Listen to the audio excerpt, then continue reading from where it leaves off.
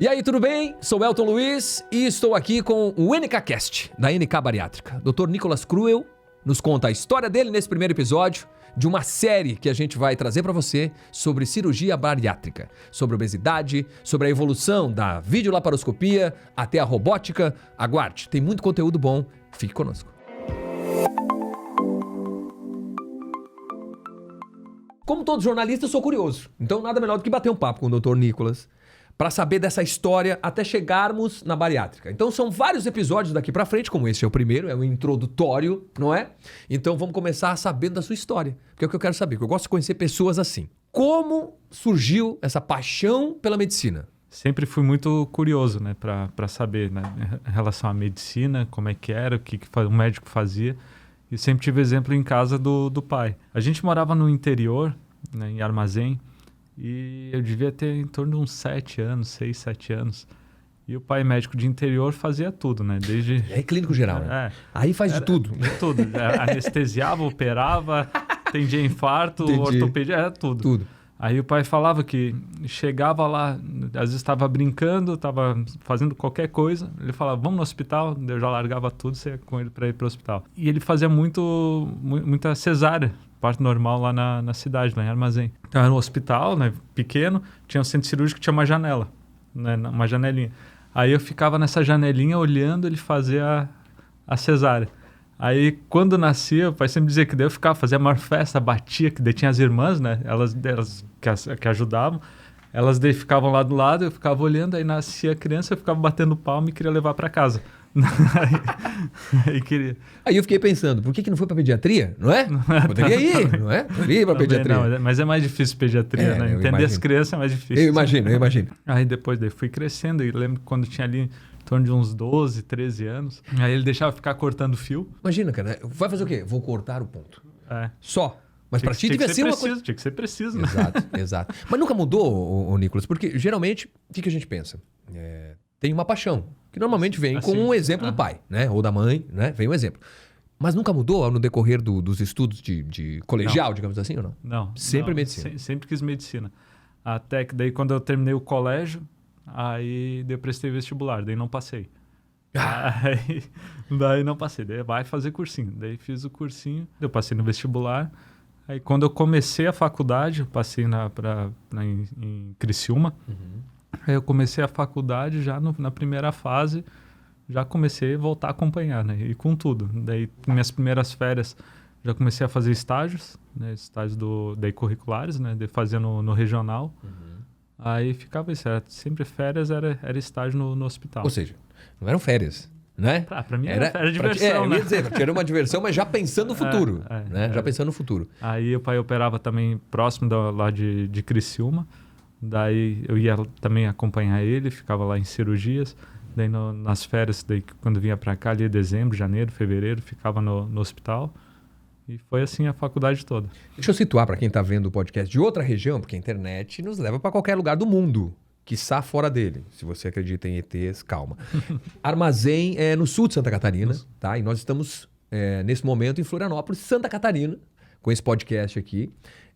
Como eu já falei na abertura, NK Bariátrica, e nós vamos chegar na bariátrica. Nós estamos começando com a introdução com o Dr. Nicolas, não é? Que capitaneia toda a NK Bariátrica sobre o olhar atento do Dr. Nicolau. Que nós vamos ter um espaçozinho só para bater um papinho com ele mais além. Calma, que nós vamos ter que trazer esse senhor aqui para nos dar mais detalhes. Agora, teu pai foi o primeiro a fazer cirurgia bariátrica em Santa Catarina, é isso? Ele começou, foi em 1996, ele foi o primeiro de Santa Catarina a fazer uma gastroplastia aberta. Uhum. No Brasil veio em 94, né? Quem fez o primeiro no Brasil. Em 98, eu acho que ele já estava com 400 casos, né, de bariátrica. Uhum. Com isso foi evoluindo, né? Então antes era feito, uma cirurgia era feita com uma incisão que ia do externo até próximo do umbigo. E aí depois foi evoluindo? Daí entrou a videolaparoscopia, né, que é a mais difundida, né, que é aquela dos furinhos. Aquela dos furos. Né, então, aí a mesma coisa, né? Então teve um processo, um progresso grande na bariátrica, desde do tipo da cirurgia e do tipo de material que era usado. Uhum. Né, dos grampeadores, eles foram evoluindo também, né? Porque Antigamente, o grampeador era uma linha só de grampo. Hoje a gente tem 3 linhas de grampeamento. Né? Então, são linhas que vão dar reforço. Então, a gente tem basicamente 3 linhas para cá, 3 linhas para cá e passa uma lâmina no meio. Então, daí quando corta, né, separa, tem essas 3. Então, para romper, tem que romper a primeira, romper a segunda, romper a terceira. Então, tem bastante segurança, né? Então, antigamente, o nosso passado da bariátrica é um passado recente. No entanto, que todo mundo conhece sempre alguém. O fulano fez, mas complicou. Fulano fez, aconteceu isso. Porque é recente e evoluiu muito, né, até chegar como está hoje. Né? Então, sempre vai ter alguém que teve alguma complicação. Hoje é muito mais difícil ter essas complicações. Né? E claro que tem que ter todo o cuidado do paciente, né, no pós-operatório, principalmente. Né, Pré e o pós são é fundamental. Tão importantes quanto o durante. Né? É fundamental. Essa, então, é a diferença da aberta. Já entramos nesse assunto, você já viu, né? Estamos falando a história, já viemos para a bariátrica, já voltamos para lá. Aberta, o início de tudo. Isso. Que abria gigantemente. Abria gigantemente. É. Mais ou menos quantos pontos para abertura? De pontos a gente não tem como dizer, né? Mas ia bastante. Bastante. Ia bastante. Tá. Aí depois por vídeo. Daí né? por vídeo, daí onde a gente faz o dos furinhos, né? Sim, menos invasivo. Bem menos invasivo. O maior vai ter em torno de 1 centímetro, 1,5 centímetros. E os menores é de 0,5 centímetro, né? Então, com isso, a recuperação do paciente, menos dor no pós-operatório, já melhorou bastante, né? Antes, o paciente fazia a cirurgia, saía com dreno, às vezes saía com uma gastrostomia de proteção, saía com um monte de coisa. Depois foi evoluindo, às vezes ainda saem com alguns com dreno, hoje é mais difícil, mas ainda tem colegas que colocam. A gente não coloca dreno, né? Então, e com isso já ajuda na recuperação do paciente já levantar, caminhar, né? Vai ter menos dor também. A robótica a gente vai entrar em detalhes, mas a robótica então muito mais precisa. Sim. E muito menos invasiva do que a vídeo já, acredito eu. Sim, até porque na robótica, como a gente consegue ter uma aproximação, ter uma visualização, um aumento em mais de 20 vezes em relação à videolaparoscopia. 20? E é uma imagem em 3D. Então, e com isso a gente vai ter menos lesão em volta, menos lesão tecidual, preserva mais os tecidos. E automaticamente a recuperação fica melhor. Vai ter menos sangramento. Uma outra vantagem da robótica, hoje a laparoscopia é 2D, então a gente não tem a noção de profundidade. Né? Que, claro, quanto mais a gente faz, a gente acaba acostumando. Sim, acostuma. Mas tu não tem o movimento de pegar ali. Né? E outra... De pinça? De pinça. Tu não consegue. Às vezes tu quer pegar, tu vai até chegar. Né? Até vamos tateando. Mais ou menos isso. Uhum. E também a pinça laparoscópica, ela só faz 2 movimentos, né? O de abertura e o rotação. Sim. Só isso. E já na robótica, ele vai fazer todo o movimento da mão. Né? Toda a articulação. Isso é fantástico. Então ajuda muito. Então, tu consegue chegar em locais, né, ou fazer movimentos que a laparoscopia torna ainda mais difícil. Tecnologia, gente. Tecnologia está aí para ser utilizada para o bem, né? Deixamos claro. E essa é uma delas, né? Essa é uma delas. Eu ia te perguntar o que o doutor Nicolau... Claro que vou perguntar para ele depois, né? Mas para ti, já que está aqui, se ele em algum momento chegou para ti e disse...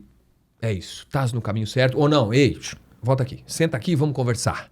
Ou foi apoio 100%? Porque às vezes o pai tá ali, né? De olho, puxa a orelhinha, segura um pouco, solta mais. O pai ele sempre apoiou em tudo que eu fiz. As coisas mais absurdas até as coisas mais certas, né? Ele sempre dava apoio. E as coisas que eu achava que não ia dar certo, ele sempre falava, não, vai que vai dar certo. Né? Que ele sempre fala que no final tudo dá certo, se não deu certo não é o final. Então tinha... Anota aí pra mim, por favor. Produção, tem uma produção aqui, gente. Anota pra mim, essa frase é boa. Mas ele sempre apoiou, né? Mas nunca ficou de forçar, né? Eu brinco, é igual que eu faço com meu filho também. Eu deixo a critério dele. Ele pode escolher o que ele quiser para a vida dele. Ele pode ser ortopedista, pediatra. Pode ser que... ortopedista, pediatra. Ele escolhe, cirurgião, plástico. É com ele. Não, mas eu não influencio ele assim. Não. Ele tem essa tendência já ou não? Eu acho que vai. Eu acho que vai. Cara. Tomara que vá. Obviamente que enche o pai de orgulho. Claro. Né? Porque o meu avô era médico, foi médico. Tem o pai. Antepassados. Tomara que ele continue também. Bariátrica, que é o nosso grande assunto e é o que permeia esse podcast, é algo muito delicado. Né? Também pensava, enquanto estava lá aprendendo todos os detalhes, que poderia passar para esse processo mais de cirurgião mesmo, que precisa de um estudo a mais, né? Eu pensava sempre em fazer cirurgia, né, mas não bariátrica. Eu queria fazer cirurgia plástica. Aí, minha formação, nos estágios, fiz bastante estágio, até fui para fora, fiquei um tempo, tudo na parte de cirurgia plástica. Aí, depois que eu terminei a residência, daí eu comecei a pensar, né? Eu queria voltar para Floripa, e Floripa tá cheio de cirurgião plástico. Tem. Então, daí eu pensei junto com a Lelê, com a minha esposa, ela ficou insistindo um pouco mais.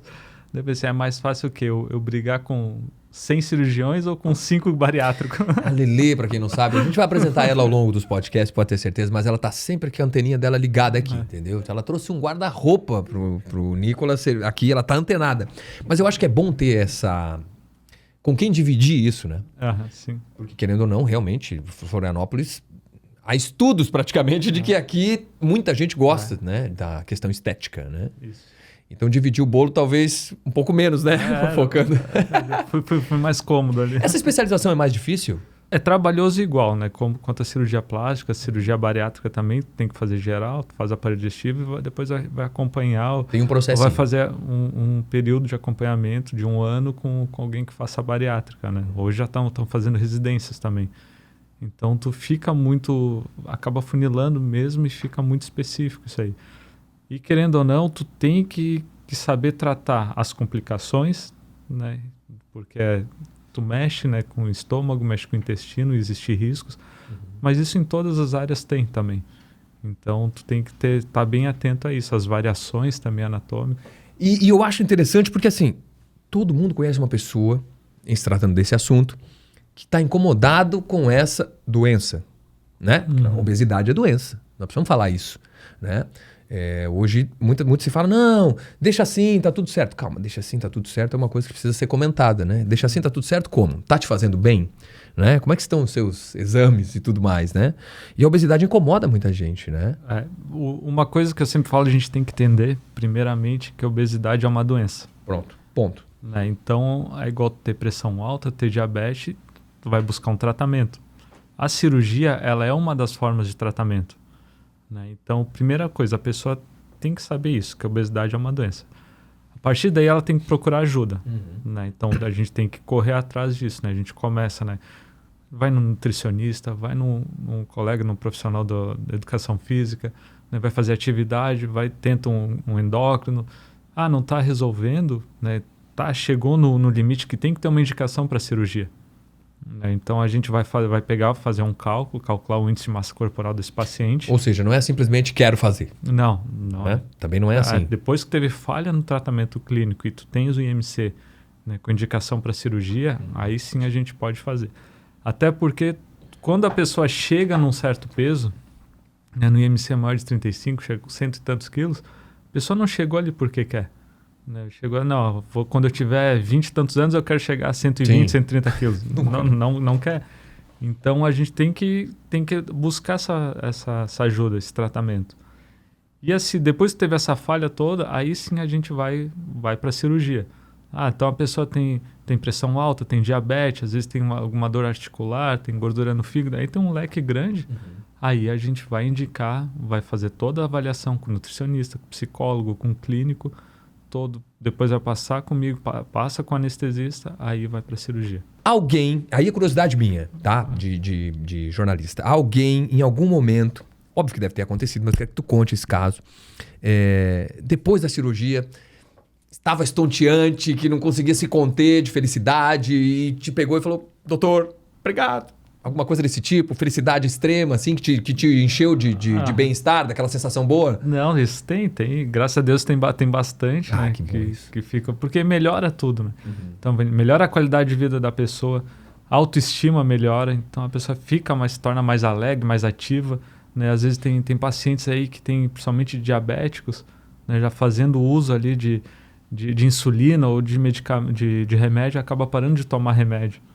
Né? Então isso tudo vai melhorar e fica uma alegria grande, né? Já teve amigos também que eu operei que estava perdendo visão por conta do diabetes. 3 meses depois, tu normalizar todos os exames, então isso é uma alegria imensurável. E para ti, Nicolas, que começou lá olhando o pai pela janela. Hoje é muito satisfatório, né, chegar onde está. Claro que às vezes as pessoas olham e pensam assim, como é fácil, como foi fácil.